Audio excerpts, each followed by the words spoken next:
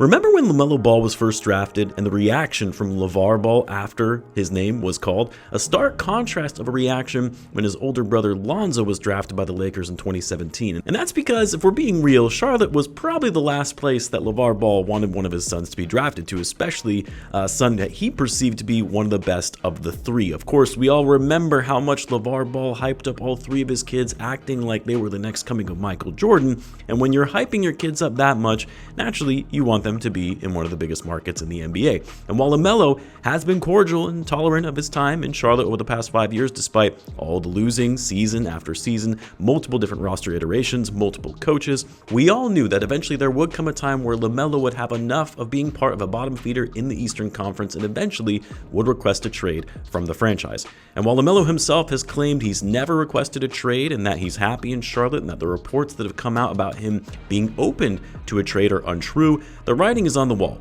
that LaMelo's days in Charlotte are numbered. But what if I told you the real problem in Charlotte is actually LaMelo himself and not the actual team, and how it should actually be the other way around when it comes to trying to trade this guy, is that it should be the Hornets being the ones, should be exploring all avenues possible to move on from LaMelo Ball. And you know why? It's because LaMelo probably thinks he's much better than he actually is. While he is still a very talented player, it's become pretty clear that now, in his 6th season, now 24 years old, he does not possess the maturity and IQ needed to be a franchise-level player, a leader, and a #1 guy on a title team.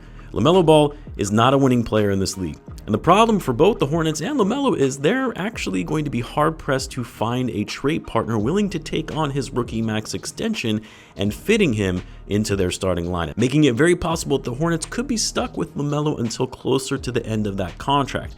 And while I know I'm coming off as a major hater right now, making these claims about LaMelo not being the player that the media makes him out to be, I'll explain why in this video. He's never going to be that guy. Be sure to subscribe if you're new to the channel and you like this type of content, as it does help me out a lot, and in return I'll be providing more NBA content like this. Now, I want to be clear that LaMelo Ball, all things considered, is still a very talented and gifted basketball player. He's one of the better passers in the league, incredible ball handling, great athleticism, a real bucket getter. My critique of LaMelo is more so his play relative to the hype that comes with him, and of course his inflated contract.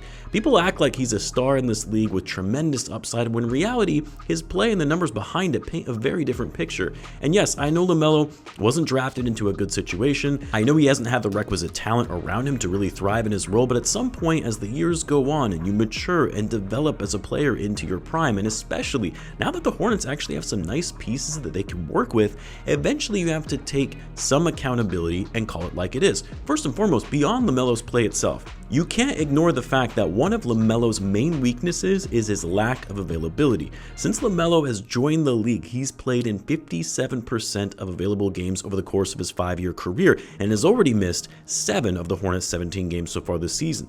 It's a tired old saying, but it's true. The best ability in this league is availability, which I feel like we don't talk about often enough when it comes to LaMelo Ball and his injuries over the course of his young career. But let's put the injuries aside for a moment, because ultimately injuries are out of a player's control, or usually it's out of their control. Obviously, a lot of it depends on their health and conditioning, but a player, generally speaking, cannot help any injuries they sustain. And so instead, let's focus on LaMelo's play, because that is what it boils down to when you're trying to assess a player's value, both in terms of what they bring to the court, but also what they can net you in a potential trade. Now, we all know LaMelo can score. Last season, he averaged over 25 points per game, albeit only playing roughly half the season, but he's a big body point guard who has the height and weight advantage of getting into the paint and using his size and handles to beat his man off the dribble. A 6'7", 6'8" point guard with high level passing and handles is hard to come by in this league. And that's what makes his skill set so special. But when you peel back some of the raw numbers and dig into the play a little bit more deeply, you can see it paints a very different picture when it comes to his overall production. Because while yes, LaMelo can easily get you 20 points a night, yes, he's going to drop dimes like there's nothing to it. Yeah, he'll average one of the highest number of threes made per game, but at the same time, he also has one of the lowest true shooting percentages in the league. He is a very inefficient offensive scorer. And that's not just this season, but over the course of his career, he's had one of the lowest true shooting percentages among qualified players relative to his usage. So far this season, he actually has the lowest true shooting percentage of his career at just 51%. Yes, he has one of the highest assist percentages in the league, but it comes with it Second, the highest turnover percentage, one of the highest turnover percentages, I should say, in the NBA among point guards. And we've seen him consistently, more and more as his career goes on, shoot his team out of games, with his shot selection seemingly becoming worse and worse. So far this season, he's shooting below 40% from the field and below 30% from three, despite putting up the most shots than anybody else on his team. And look, people don't talk often enough about LaMelo's lack of effort on the defensive end. Man loves to score, he loves chucking up shots, but when it comes to the other side of the ball, over the years, he has cared less and less about helping his team be better on the defensive end. The Hornets are currently 26th in the league on defense. Over the last 3 seasons, they've been in the bottom 5 in the NBA in defensive rating. Time and time again, you'll see LaMelo miss assignments on switches. He'll fall asleep on backdoor cuts, will lose his man playing off-ball defense, and what's more concerning is that so far this season, he's been getting beat off the dribble, whereas before, LaMelo was actually an okay on-ball defender with his lateral quickness and ability to deter shots at the rim.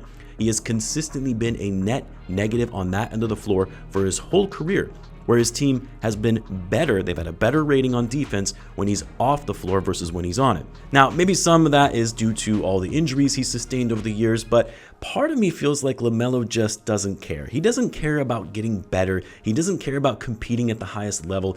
He doesn't care and does not take the game seriously, which is fine. There are a lot of players like that. There are a lot of players who just want to be flashy, make their millions, and live the high life of being a professional athlete. But then you can't sit there and expect to be that guy, to be a franchise player, to be a superstar, to be one of the best players in the league when you don't have that work ethic, when you don't have that maturity and drive to be better, make your teammates better, and be that leader for your team.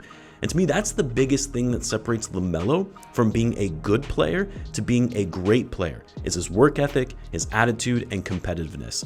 He doesn't have that dog in him. He doesn't have that competitive edge where he wants to get better and win at all costs. And it's one thing when it's a player's first year, second year, third year in the league where they're still trying to figure things out, they're still learning how to be a leader and mature as a basketball player. But by year 5 and 6, a true star level player has started demonstrating those leadership skills, that improved IQ on the court, and above all, having that desire to be a winning player. And I just don't see that from LaMelo. I don't really see that changing for him in his future either. We know who he is as a player. He's a high volume scorer that has great court vision and playmaking, but he isn't that type of player that is going to raise your team's ceiling, and he's certainly not that player that is going to lead your team to a championship. Call me a hater. I know I'm probably being overly critical about LaMelo Ball right now, but I just don't believe LaMelo will ever be that guy, even though I'm sure he himself and a lot of NBA fans around the league believe that he is. It'll be interesting to see how these next few months play out as we get closer to the trade deadline to see if LaMelo will ultimately be moved. But if I were a betting man, I think teams are going to be wary of taking on his contract where he still has 4 years, $168 million left on his deal in today's CBA environment, especially with his injury history. And more likely than not, LaMelo will still be a member of the Charlotte Hornets by season's end. Just my take on the matter. I would love to hear what you guys think though. Let me know in the comments. As always, be sure to subscribe, and I will see you in the next one.